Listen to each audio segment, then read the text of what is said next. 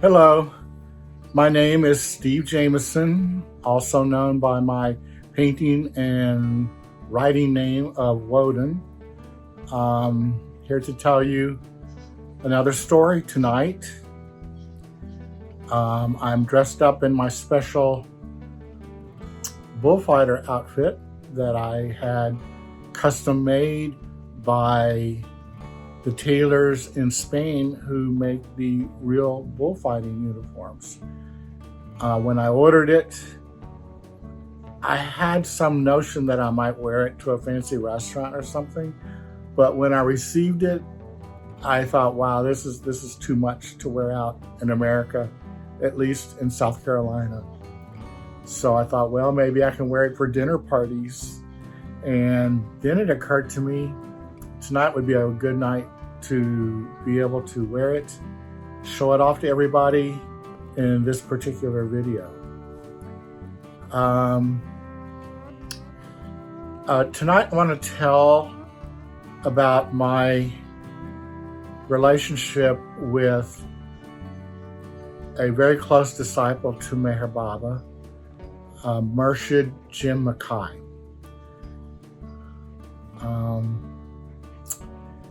MURSHID was a Sufi master.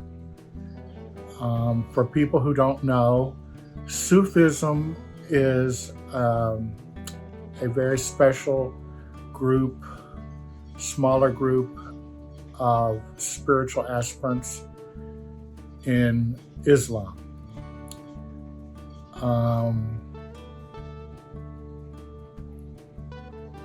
My idea is that there are people who are more interested in getting as close to God as possible and not necessarily being limited by Orthodox religion. Christians may have heard of the Essenes. Mary and Joseph, parents of Jesus, were Essenes, a special spiritual group that had deeper spiritual knowledge than most people. You might even say occult knowledge. Occult not meaning a spooky word, it means secret. So Sufism was the word used during Islamic era, and it came to America, and there were some murshids and murshidas in America, and then it was handed to Meher Baba to update it and make it modern and westernized for North America. And Meher Baba told us that all the different murshids and murshidas for the next 700 years until he comes again will be illumined souls. And my understanding of what he means when he says illumined is 6th and 7th plane saints. 7th plane saints being one with God.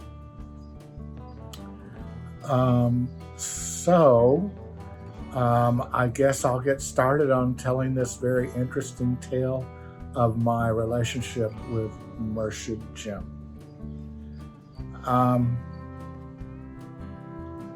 I guess it was 1976. I would have been 23 years old. I went with a friend who moved from Kentucky to Washington, D.C. Because she had a job teaching there. And I had just heard of Meher Baba through her, so I still wanted to be around her as much as possible. Most interesting person in my life at that time. So I traveled with her to Washington. We thought when we got there that we would meet other lovers of Meher Baba who would be having meetings in their homes. Most large towns in America have a group of Meher Baba lovers who meet in each other's homes. And we were surprised that Washington, D.C. had no such group, even for such a large city. But what they did have was followers of Meher Baba called Sufis, who also have their own spiritual master along with Meher Baba. And we had never heard of this. It was all new to us. About this time, the Murshida at the time, Murshida Dus, was drawn to be associated with Jim Mackay and was slowly introducing her murids, her students, to him. And there was a lot of gossip going around about him. People were saying very, very bad things. People were saying he was a mass hypnotist and that you should stay away from him. People were saying he was Satan. Everything I heard was very scary. Now, I was not hearing this from the Sufis because I was not involved in the Sufi group. I was with other Meher Baba lovers who were hearing about him, but they were not Sufis. So, the first time I saw him, Meher Baba's close disciple, Adi K. Irani, was touring America, and he was in Washington, D.C. for a few days. And there were some people who had met Meher Baba who had a very big, beautiful, grand apartment on Connecticut Avenue. It must have been a multi-million-dollar apartment. It was amazing. And Adi was giving a talk there one evening, and I would say there were a couple of hundred people there to hear him talk. That's how big this apartment was. Most of the people were in the living room, sitting on the furniture and on the carpets on the floor, but this apartment was so grand, it had a vestibule with an elevator. And I was in the very, very back, in the vestibule, as far back as you can get. And Adi had begun his talk about his life with Meher Baba. And everyone had settled in. We were involved in the program. And the elevator doors to my left opened. And this very unusual looking character was there. It was Murshid Jim. He was not the Murshid yet. My memory is that he was tall, dark, and handsome, very dashing looking, very slender, very elegant. Something that was immediately noticeable, that was very eccentric, is that he was all dressed in white. It looked like white silk shirt and pants, and he was known to wear white silk ballet slippers. And he looked very eccentric to my eye, but he also looked very ethereal, very spiritual. And my imagination tells me that he pirouetted into the room. I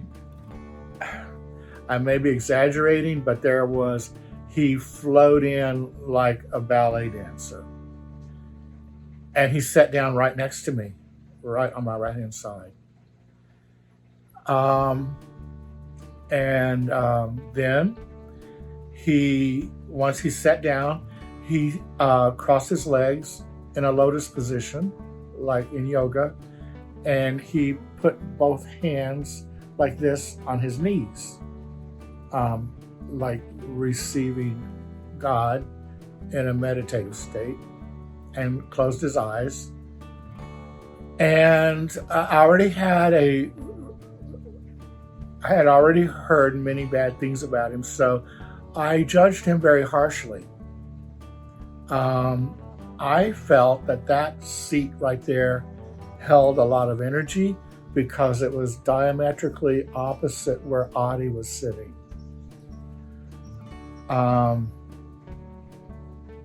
For people who don't know, Adi was a disciple of Meher Baba.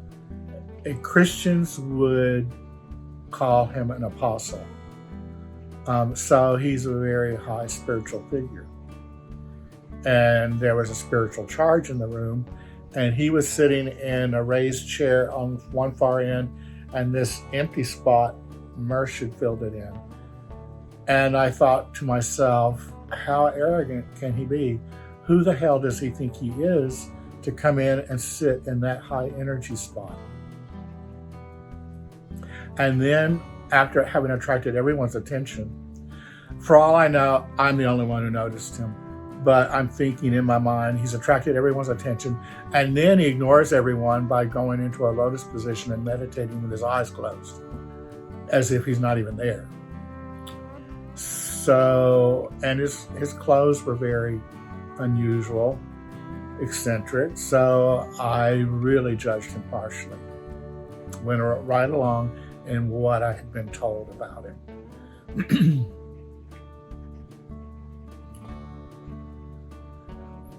Many years later, after I got to be very close with him, I was sitting one day and I heard his voice in my mind say to me, "And Steve, what were you wearing that night?"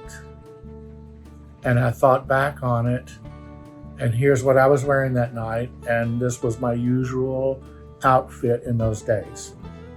This was 1976. It was the tail end of the hippie era, where we could wear all kinds of costumes that we wanted to wear. I was an artist, so I was all dressed in white. And I was always all dressed in white, everywhere I went. But my clothing wasn't silk. I was wearing white painter's pants, the kind with the hammer hanger on the side. So I'm wearing white cotton painter's pants. And on top of that, I was wearing a priest surplice. I had been an altar boy, and for those of you who were not an altar boy, I'll explain what this is. Catholic priests and altar boys wear a black robe that goes all the way down to the feet that's called a cassock.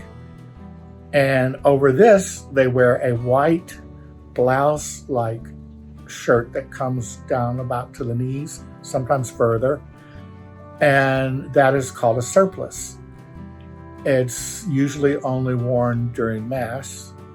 It's not worn out in public like the cassock is. And it's oftentimes very fancy. It can be very lacy, transparent, ruffly. So I had the big, long, wide angel type wings that spread out, really gathered up around the yoke and flowing out. And I wore this everywhere. And not only that, I had modified it. I had stitched in a thin pink silk ribbon tied at the neck. And over the heart, I had embroidered a bird that I had been seeing in my dreams. This bird had been speaking to me in my dreams. So I embroidered him on the heart. So that's the costume I was wearing the night that I was judging MURSHID Jim so harshly for his plain white outfit. He has a great sense of humor. So it's so funny that years later, he should pop in my mind and ask me what was I wearing that night, because for all those years, it never occurred to me to think about it. So where do we go from here? Then in the summer of 77, I moved to Myrtle Beach, lived in Myrtle Beach for about a year. It was really, really wonderful. My first time living in a semi-tropical climate. But it was so gray and slow in the winter. Now we're one of the fastest growing towns in America. But at that time, I could stand on the main highway, which was 4 or 6 lanes at the time. And in November, I could stand there and not see a car for about an hour. And I couldn't find where my friends disappeared to. So I moved back to Kentucky and had a very interesting career in visual merchandising for a chain of clothing stores. But after 5 years, I felt the need to move back to Myrtle Beach. Someday I'll have to tell the story of how that decision was made, because it's another miracle story. But this night I'm talking about MURSHID. So I'm back in Myrtle Beach, and one day I'm at the grocery store and I meet this eccentric looking lady, and we find out that we're both lovers of Mayor Baba, and she's very interesting. We can't stop talking. We've just met in line at the grocery, and we just talk and talk and talk, and we couldn't stop talking. So I followed her home to her apartment, and we're talking more. She invited me in, and then she told me that she loved MURSHID Jim. And all the other Baba lovers, I shouldn't say all, many of the other Baba lovers in Myrtle Beach were also continuing to say what an evil, horrible, demonic creature MURSHID Jim was. I think I can explain a little bit of that. To begin with, MURSHID Jim was a very eccentric character. And if he did not show you inwardly who he was, then it would be easy to think he was something questionable. But also, Meher Baba had warned us not to follow more than one spiritual master. He said it would be like sitting on a fence, and you would have two masters to obey, and it's not a good idea. And he said, after you come to me, there's no need to go chasing after other saints, because you have found the avatar. The avatar being the reincarnation of Buddha, Jesus, Krishna, Muhammad. So who needs saints after that?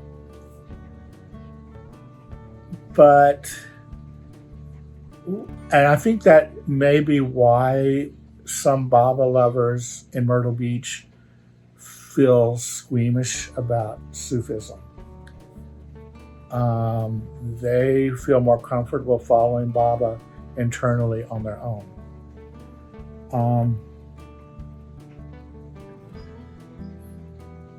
But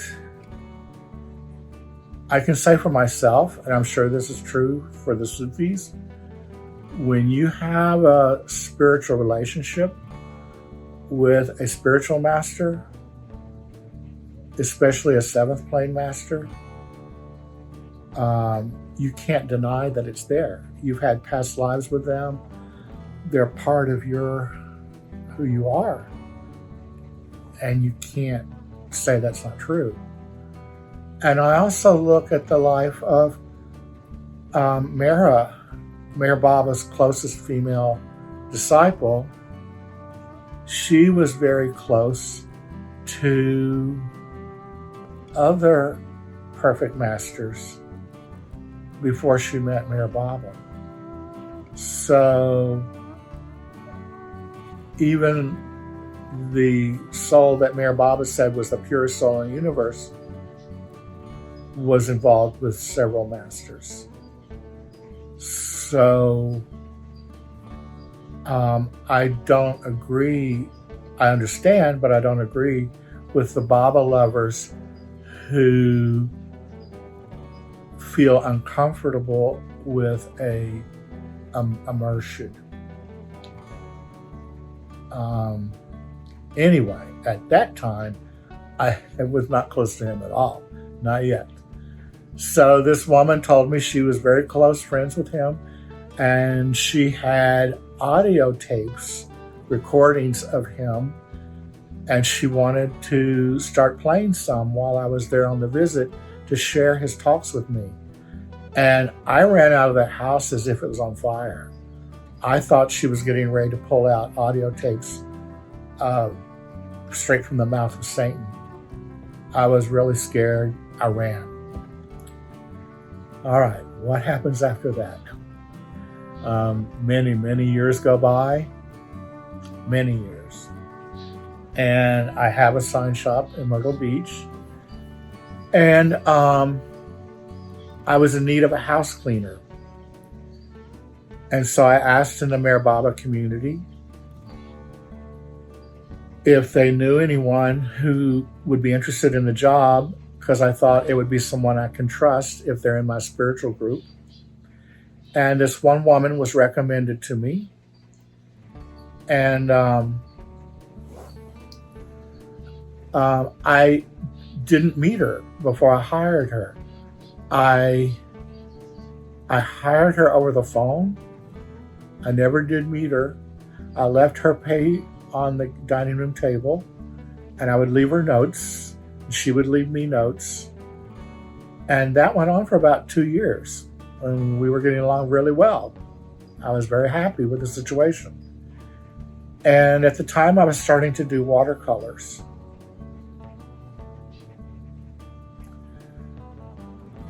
I think I was in my late 40s when I first started doing watercolors. So that would help me know when in my life that was. So I actually sometimes would work on them at home on my dining room table at night.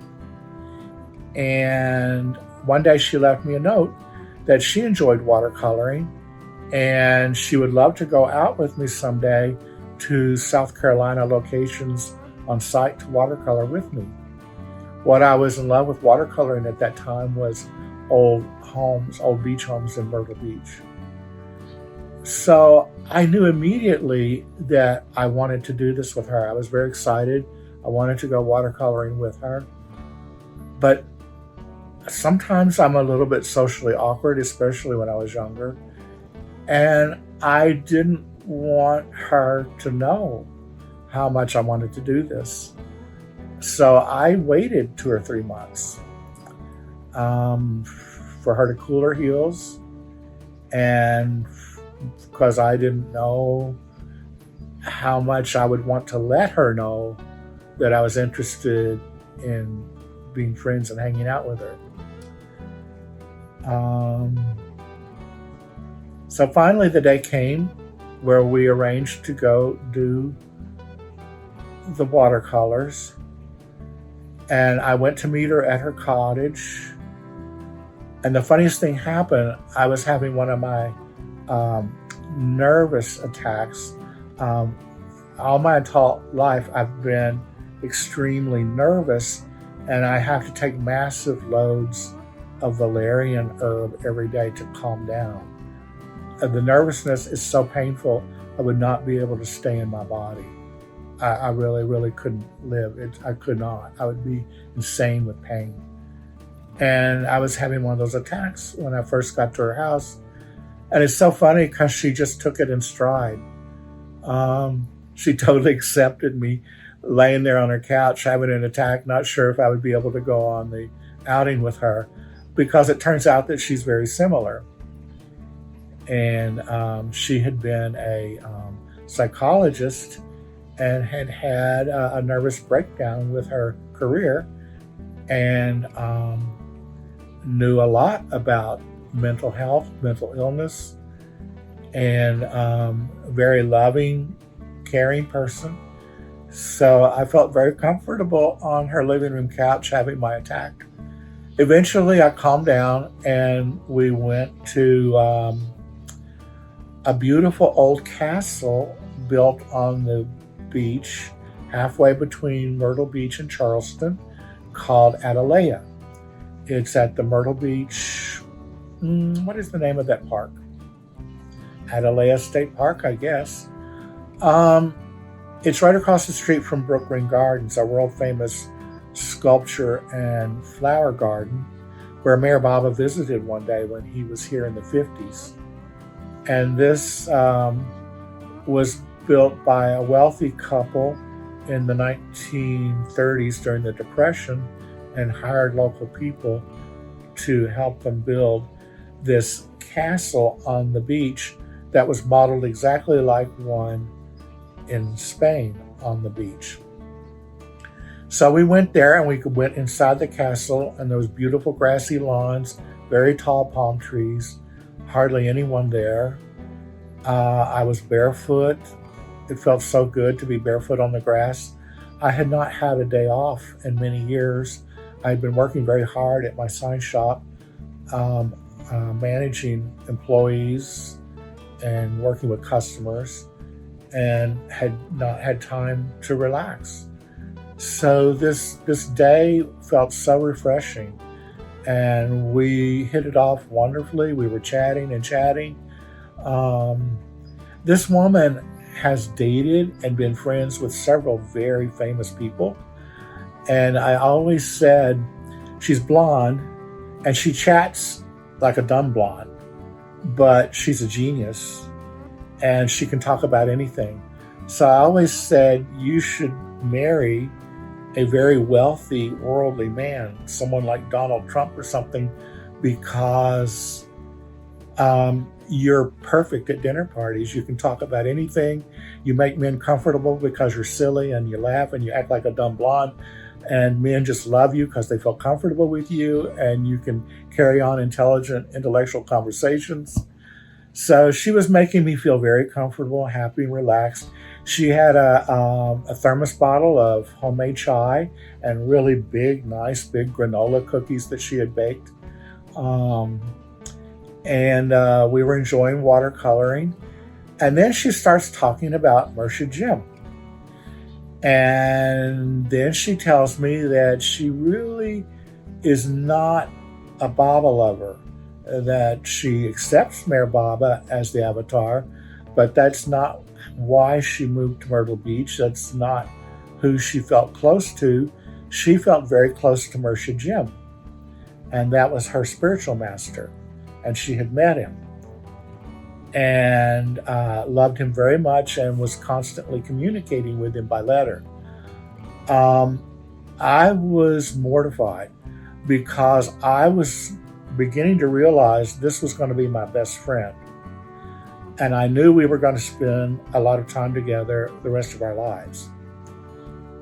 And now she's telling me that her spiritual master is this person that we all think is Satan.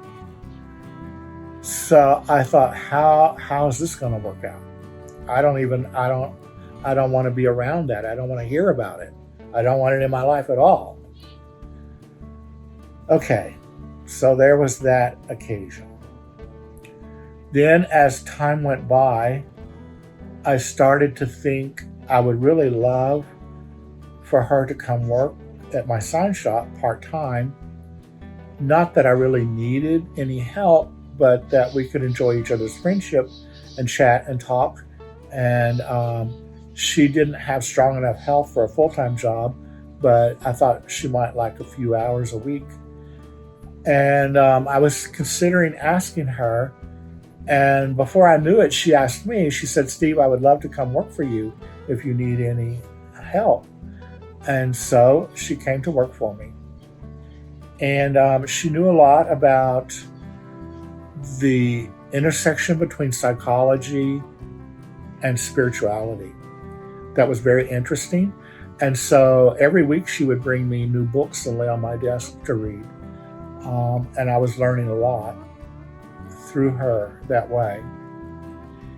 And we talked sometimes about MURSHID Jim, but then I started having dreams of MURSHID Jim. Lots of dreams. Every night I was having dreams, and I didn't want them. And they were very intimate dreams. There was a lot of love in the dreams. And I really, really, really, really didn't want them. I didn't want to be involved with this evil character. And I would come to work and tell Linda every day I dreamt about him again. And she was so jealous because she wasn't having dreams of him. And every day I would come in and say, "Okay, I dreamt about him again last night." And I would dream about him with Mayor Baba and me and all these scenarios, and a lot of intimacy, a lot of love was shared. And I never thought that I would have another spiritual master in my life. I thought once I found the avatar, once I found Mayor Baba, that was it. I never, ever, ever thought there would be any other spiritual masters. And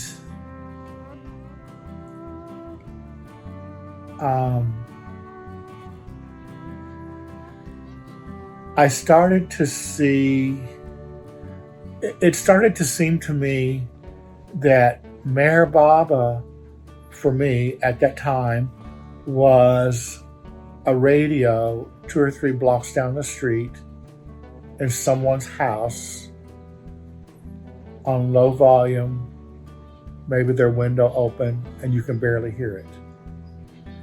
While MURSHID Jim seemed like a television right in front of me on full volume. And I couldn't turn it off. I couldn't stop it. I was totally feeling love and magnetism and all this energetic connection with MURSHID Jim. And my Meher Baba was receding down the street.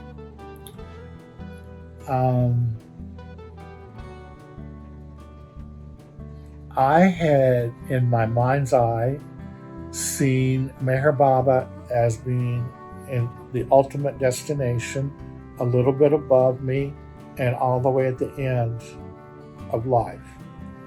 And I had seen his close disciples on the left and the right, Mani and Mara and the other disciples.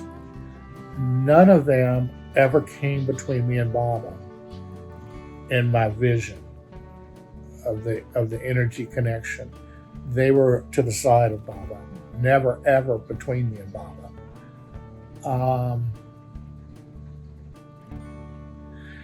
And then here comes MURSHID Jim, and he's the first person ever that was exactly between me and Baba. But he wasn't blocking Baba. I saw MURSHID Jim as an empty window frame with no glass in it, an empty frame, and I was going straight through him to Baba. But the fact that I would have to go right through him to Baba meant that he knew everything about me just as Meher Baba does. All of me, all of my past lives, all of the evil things in me, all the good things, all the bad things, everything, every secret that ever happened in my life, he was 100% aware of it, just as Meher Baba is. Exactly, but he didn't block Baba at all. That's how I began to see his energy in my energy field. I guess I can tell some of the dreams that I had.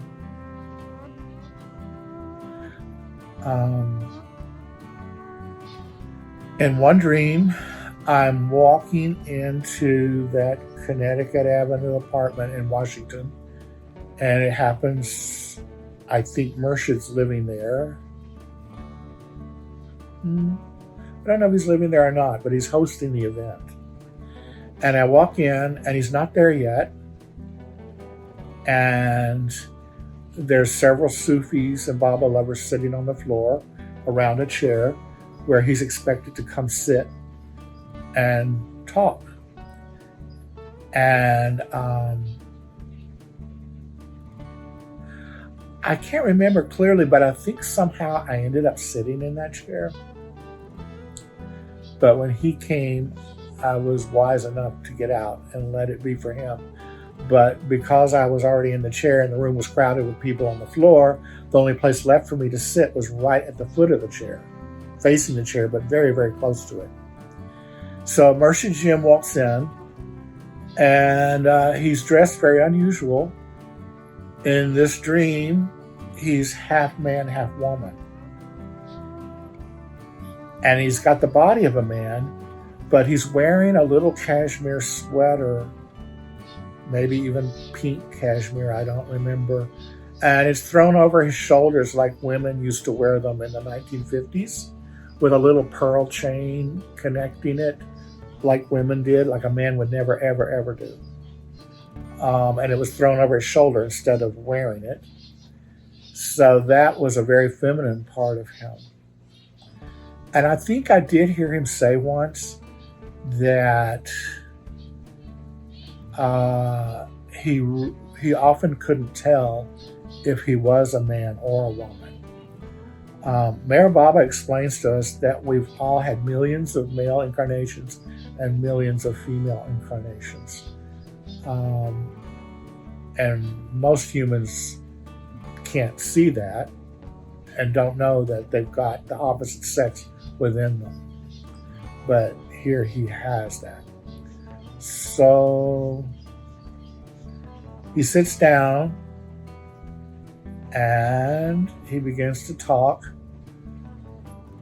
And the next thing I know, he's playing footsies with me. His toes are playing with my toes. And I felt very squeamish about that. It felt very intimate.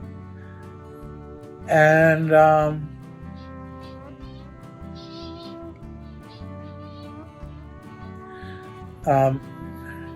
he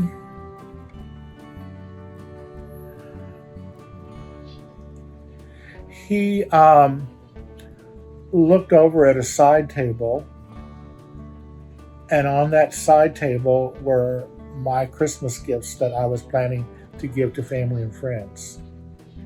And I noticed that there was about 7 big boxes wrapped up in ribbons and bows, and then there were dozens of little tiny boxes. And he looked at them, and he looked at me, and he looked at them, and he looked at me, and he was talking to me internally. I had felt the problem of being a very introverted and reclusive person, but people who were buying my artwork of Meher Baba were wanting to be friendly with me, invite me to dinner and things. And I was young and didn't know how to stand my ground and be socially graceful at the same time. And he was telling me that the big gifts are for my intimate family and friends, and the little gifts are for all the other thousands and millions of people in the world.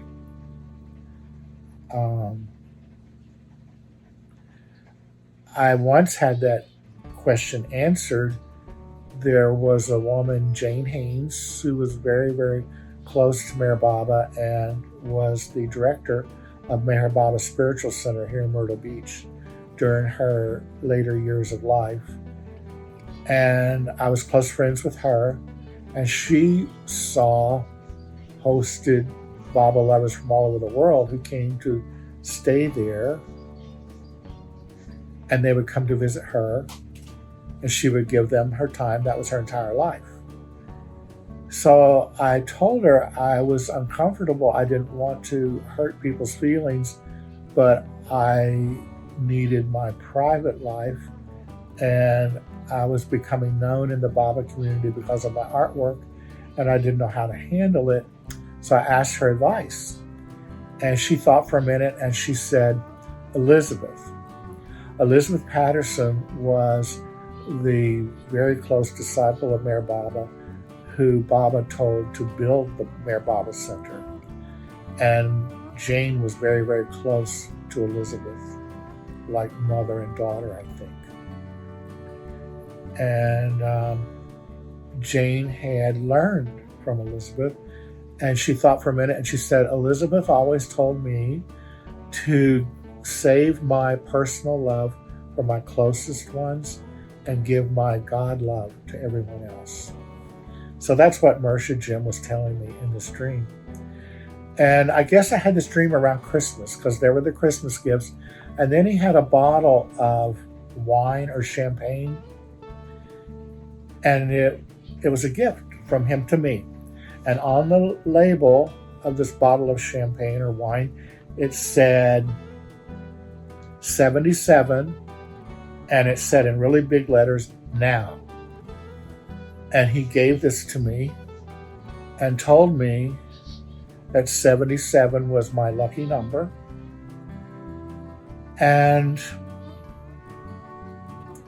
by the word now, he was telling me to live life now, not to wait for the future, but to live it now.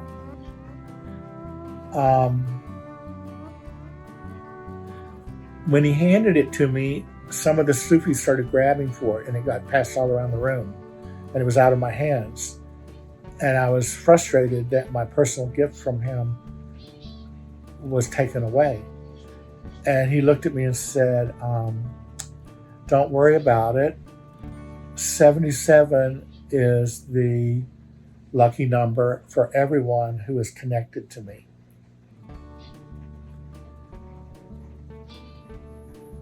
Years later, I heard that the number 7 is the most spiritual number, and that 77 is the spiritual number in the realm of spirit.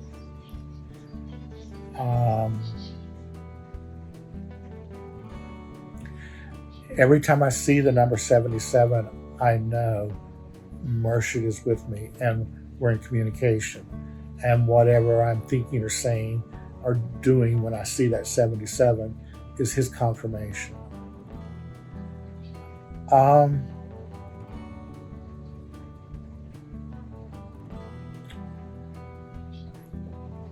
There's so many things to tell. I'm trying not to remember, trying not to forget. So I know I'm going to forget so much of this. I may have to make a second video. So there was a married couple in town that were very close to MURSHID.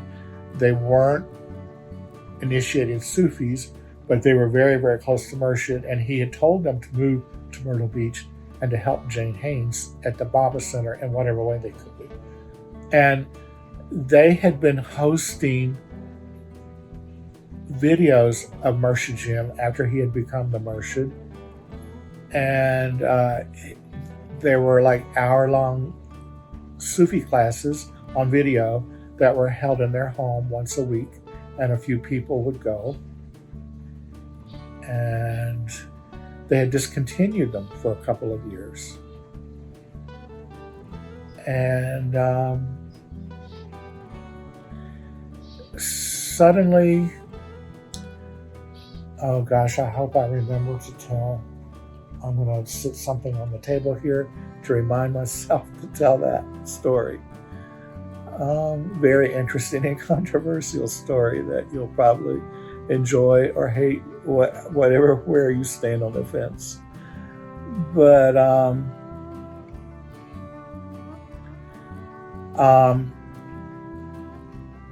I had been wanting to have a television art show, and I was going through a phase where I felt I had outgrown a lot of my friends in the Meher Baba community. Especially after Jane and Elizabeth and Kitty, the women who had run the center, passed away, and there were no other close spiritual figures close to Baba that were like the leader of the community.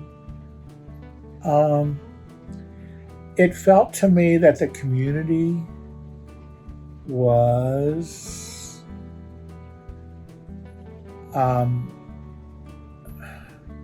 it felt to me that their thinking wasn't open enough for me.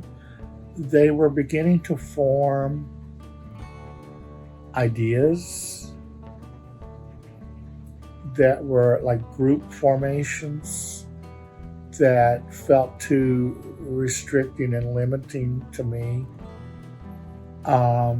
I felt bored with the friends that I had at the time, and I was really worried about that because I thought, I've moved to the edge of the continent. I can't go any further. The ocean's right there.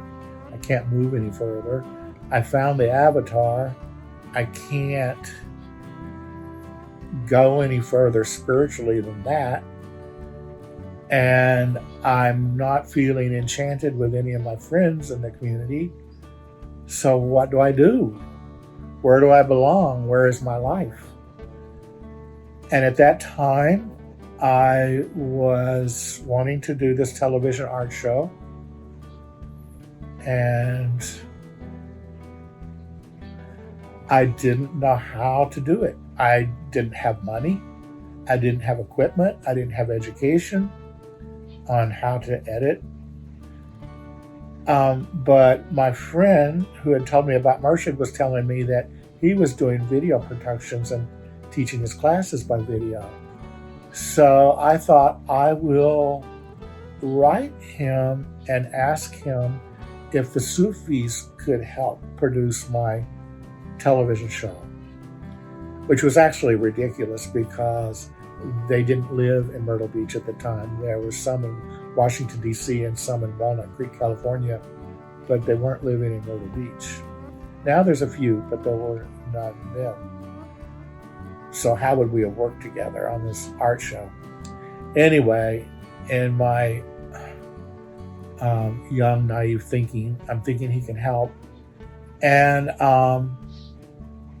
it took me several months to put together a box of letters and cards and art prints and my ideas on this TV show and little gifts I wanted to send him. And it felt like there was a magnet pulling me to get this box to him. It felt like a magnet pulling on me. And finally, I had it all put together, and I write the greeting card, and I thought, well, I do watercolors of Myrtle Beach houses, and I do paintings of Mayor Baba. So which one should I put on this greeting card for him? And there were some people in the Baba community who said to me, Steve, you were born to paint Mayor Baba, and you're wasting your lifetime doing these watercolors of Myrtle Beach houses. That's not what you were born for. That's the kind of limiting thinking that I was encountering in a lot of the people in Myrtle Beach. Kind of pig-headed, small-minded thinking. And my spirit was not comfortable with that. So, kind of religious thinking. I never was a religious person, not in this lifetime. Past lifetimes, I'm sure. But, so I thought, what would MURSHID like to see? A picture of Mayor Baba? He's the MURSHID, he's a Baba lover. Or would he like a watercolor? And I think he's a very ethereal person, very artistic and creative. And I said, I think he would like the watercolor. And maybe there was a part of me that was a little bit rebellious and said, I'm going to go against what people are telling me. I don't know. But I decided to put the watercolor on there. And then I wrote him the cover letter note. And I thought, now how will I sign it? First, I should say, here's what I said to him. I said, Dear MURSHID, some people tell me that you are Satan. And some people tell me that you are God. And I'm not in a position to know. I can't judge, I don't know, but you seem to me to be the most loving person I've ever known. So then I wrote in my cover letter, and then it was time to sign it. And I thought, now how do I sign this? I thought, well, I don't feel like I should say love Steve yet. I'm just getting to know him. And sincerely seems too formal. How am I going to sign this? And I got really stuck. I thought for a long, long time, how am I going to sign this letter? And finally I said, best wishes, Steve. And I sent the box by UPS, and immediately I felt this huge relief, like this magnet could stop pulling on me because it finally got out of my hands. And in no time at all, I don't know how he even had time to receive my box. I get a letter back from him, and all his letters to me came in a FedEx envelope. Now those, even in that day, I think were at least $25. So every letter he mailed to me was in a FedEx envelope costing, I'm guessing, $25. That's how much it would cost me to send a FedEx envelope. I guessed he was trying to make sure it arrived. Maybe more safe than the U.S. mail. I don't know. Maybe it's overnight letter. I don't know. But he always sent his letters to me, many letters, by FedEx envelope. And to this day, every time I see a FedEx truck, I think of him. So 77 and the FedEx truck, that's always my sign for him, that he's listening and watching and knows what I'm doing. So this is getting to be a very long video. I really may have to have a break and tell the other half some other evening. So when he responded to me, he especially commented on the watercolor and how much he loved it, which is very interesting because I know that he knew what I was thinking when I made the decision to use the watercolor card instead of the Mayor Baba card. And he commented on how much he loved it. And then when he signed his letter, he signed, "And my best wishes to you." I know that he felt the energy when I was stuck on that line, not knowing what to say. And he gravitated to those words and used them himself. He and I communicated internally so many times in that way. So, he gave me lots of ideas for the TV show and told me what kind of equipment to buy, exactly what brand, but that his Sufis were too far away and busy with their projects, and he felt that I would find people in Myrtle Beach area that would be the perfect ones to work with. And I'm pretty sure I left out an important little part of the story. So we'll have to go back in time a few months. And I'm thinking about doing that television show. And I think, well, I don't know how to do it. I don't have any money. I don't own any equipment. I don't know anybody that knows how to use the equipment. But I do know one thing. I know I can write down the people that I think I would like to work on this project with. And so I got out a piece of paper and I wrote down 12 names of people that I thought I would really enjoy working with. And some of these people on the list I had never met. And some I had not seen in many years. I made this list of 12 names, people that I thought I would love to work with, that I could interact with and enjoy their company. And I thought, well, that's about as far as I can go on this project for now. So I put it in a folder and filed it away. I guess it's still in the file cabinet at my shop. Well, it wasn't long after that that the couple who had the MURSHID Sufi classes in their home by video started them up again. And I was invited, and I felt that it would be an insult to MURSHID if I didn't go, even though I'm not a group person and often don't like things involving a group. And I like my evenings as private time. But I thought it would be an insult to MURSHID if I don't go, because I've been invited. So I went to their class, the first one they had held in about 3 years, and every person that I had named on that list of 12 names was in that room. And there was no one in that room that wasn't on my list of 12 names. So I knew that my new family for that time all had a connection with MURSHID Gym.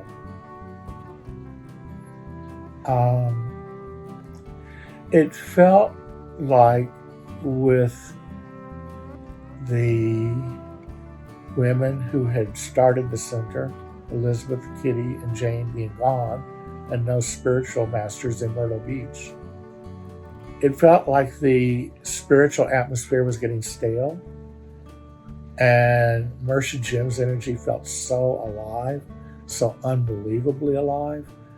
Um, to use one of his words I heard him use once, it was juicy.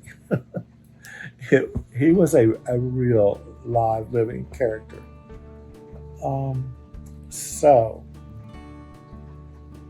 I'm going to tell just a little bit more, and this is getting to be about an hour. So I'm going to tell the second half another evening. So I am at one of the Sufi classes one night, and I hear the word Khizr for the first time. And it really intrigued me, just the sound of it. I thought, what's Khizr? Who's Khizr? What's that? And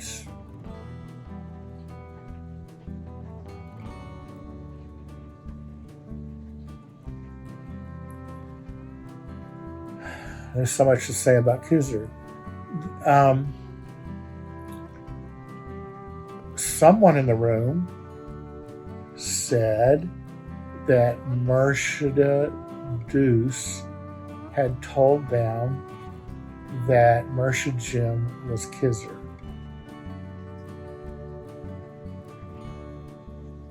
And I wanted to know more. What's Khizr?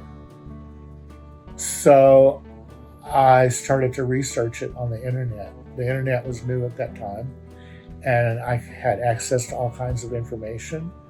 So I started reading as much as I could, and I got ravenously excited about it and very enthusiastic about my research. It was getting to be fever pitch. And in my research, from many, many different sources, it appears that the Avatar was the first human that we call Adam. Mayor Baba told us he was the first soul drop that came out of God unconscious into the conscious world. And we are all the soul drops that followed him. Well, Khizr is supposedly the second drop that came out. He's the second man. Adam is the first man. Khizr is the second man. And Mayor Baba told us that there are many souls who always reincarnate. After they get God realization, they continue to come back. One example that I've heard of that people in the Baba community would know about was Narina Machabeli, who Mayor Baba told us had been St. Joseph when he was Jesus. He was Jesus' father. And he told us that she had been the mother or the father of the Avatar in every single incarnation since the beginning of time. And Elizabeth Patterson, who started the center, he said had always incarnated with Narina. And that there are some souls that always come back. So the Khizr is one of these souls. Just as Mayor Baba is the Avatar and he has a different name every time he comes, the Khizr has a different name, but it's the same soul and the same role. And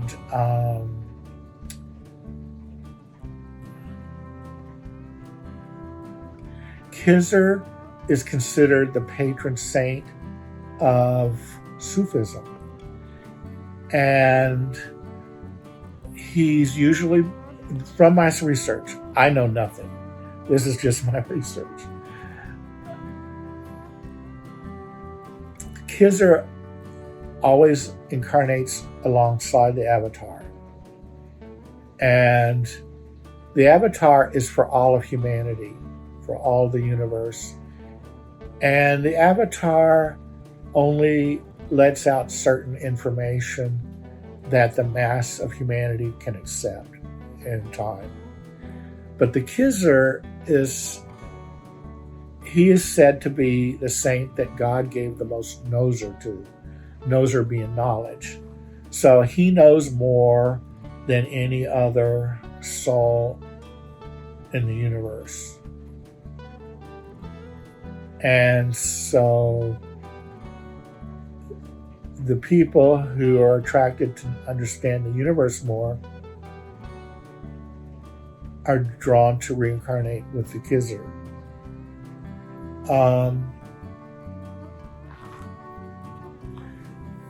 I read that the Khizr was in the Quran at one time and was deleted because there's a story, I think it was about Moses, that Khizr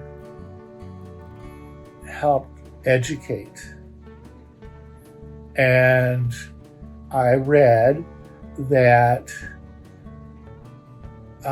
very strict people in the Muslim religion felt that it was not right that anyone should appear to know more than Prophet Muhammad or Moses. And I read that Khizr was removed from the Quran because no one could be represented to know more than a prophet. But I've also read that Khizr is extremely popular in Turkey. And there's one day a year called Khizr's Day. And it happens to be my birthday. It's on May 6th. And on Khizr's Day, the farmers take their animals to the ocean or whatever water they can find and bathe their animals. And they make a wish for their life for that year. And if Khizr feels that it's appropriate for them, then their wish will come true that year. I read that there is I don't know if it would be a mosque or a temple, built on almost every hillside in Turkey devoted to Khizr. I heard through my research that the gold-domed mosque in Jerusalem, is that where the wall is that the Jewish people go to pray? Is it called the Dome of the Rock? I heard that that was dedicated to Khizr.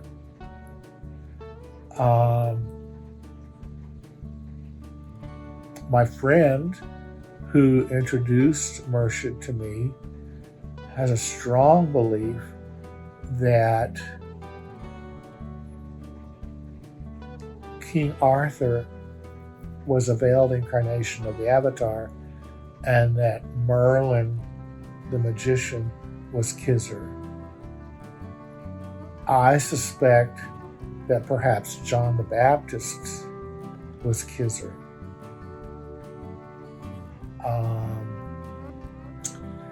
One of Baba's Mandali, Bao Kachuri, wrote a series of books called Lord Mayhare. He mentions Khizr in the book, and he says in his book that Khizr is the soul that can take you to God realization if it is your time to go there, and if the avatar is not in the body, then the Khizr can appear and take you to God realization.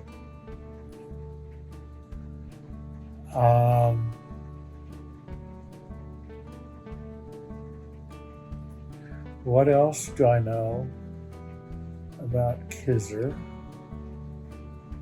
Well, of course, in my mind, MURSHID is God realized. He's the seventh plane. He is Khizr. I'm very suspicious of that. No one else needs to believe it. I feel it. Is there anything else I can say? I don't want to leave anything out, and I want to close up for the night so we can continue another time. But I want to get all the way through Khizr.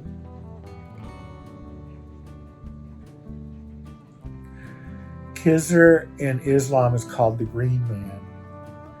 And they call him the Green Man because he always reincarnates. So green is a symbol of life. of regrowth of plants in the spring. So he's the green man.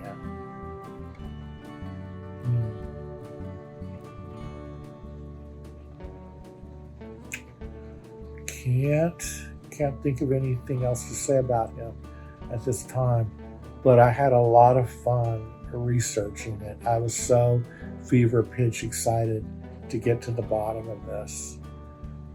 There's one more little piece of information.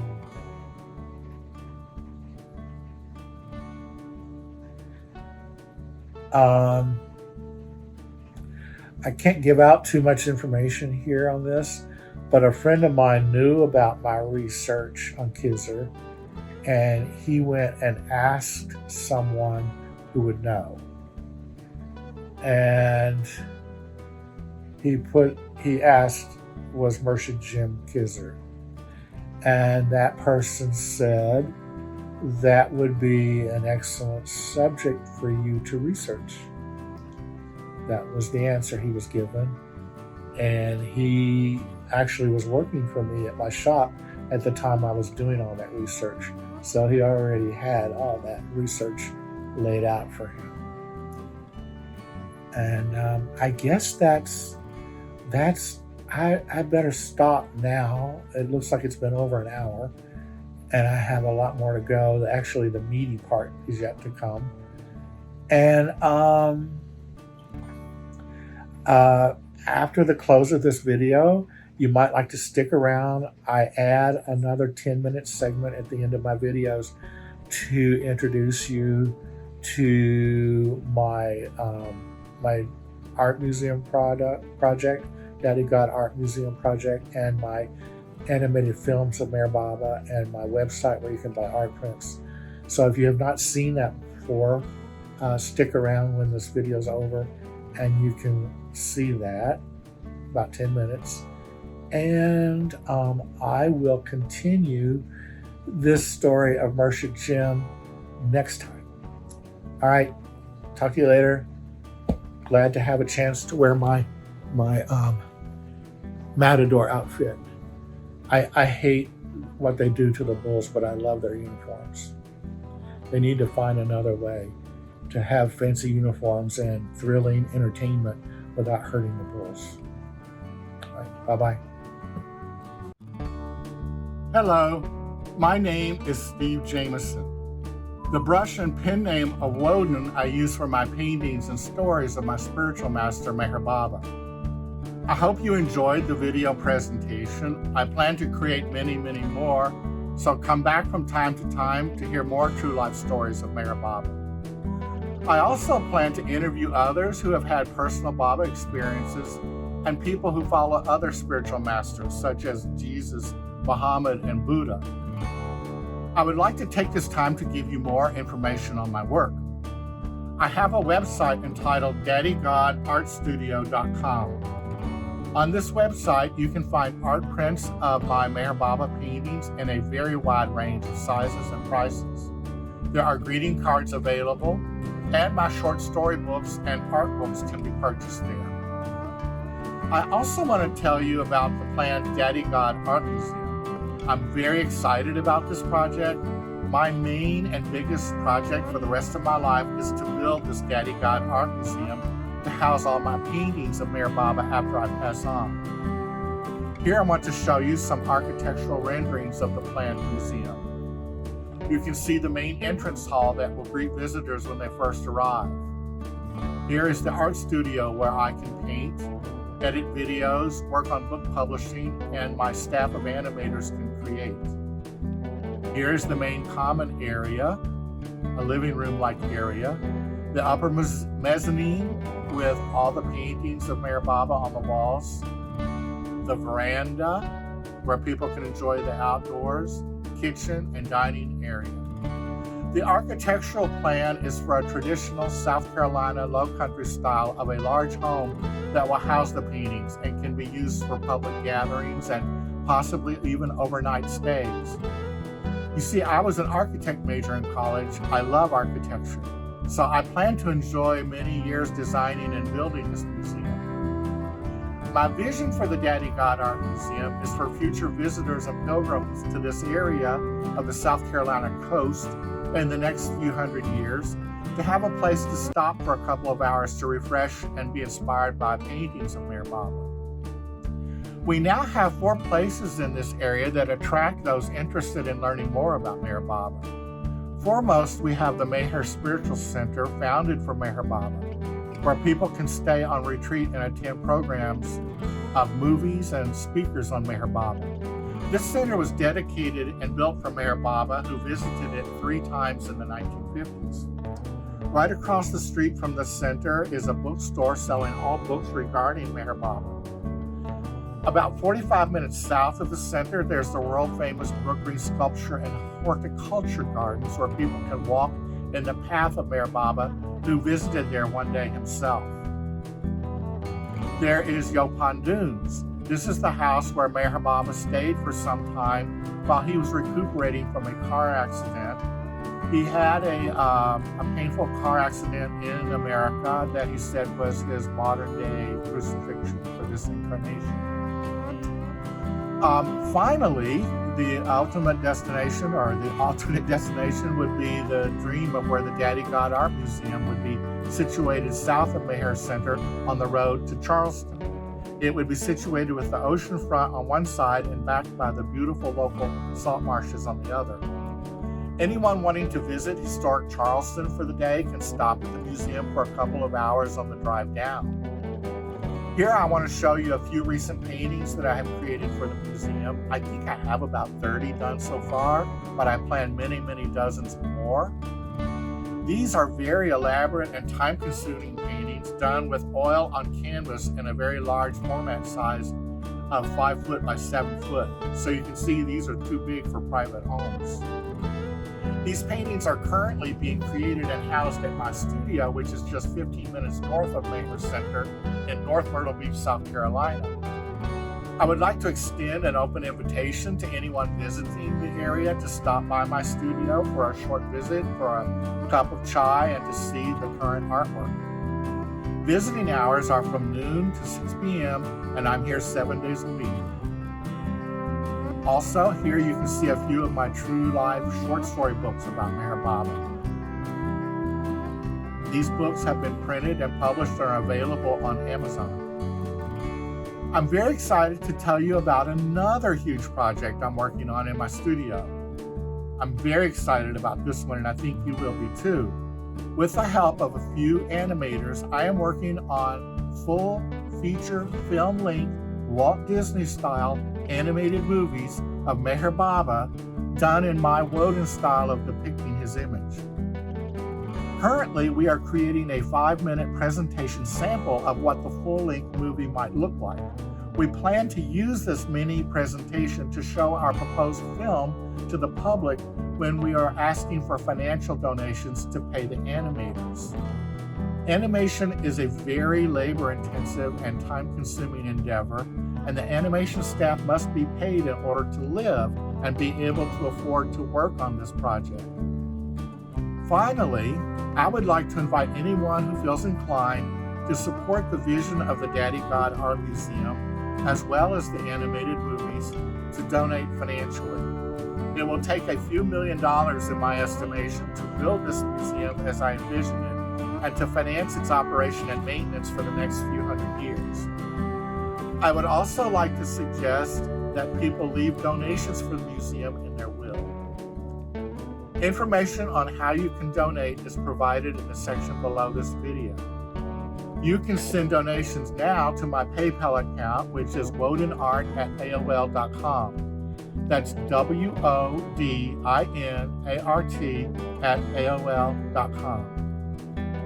From time to time, I might set up GoFundMe-style accounts where you can donate, and eventually I will also create a tax-exempt foundation where you can make larger donations that will be tax-free. Thank you so much for watching this video. I apologize for the sound of all the motorcycles out here. It's Bike Week in Myrtle Beach, South Carolina, which happens every May and September, I think, and it gets very loud here then. And also my parrot over here keeps beeping in once in a while. So I apologize for the noise. I hope you'll return in the future to see more videos that I intend to create telling more true life, real adventures with Meher Baba that the world has yet to hear. So, bye-bye for now. See you later.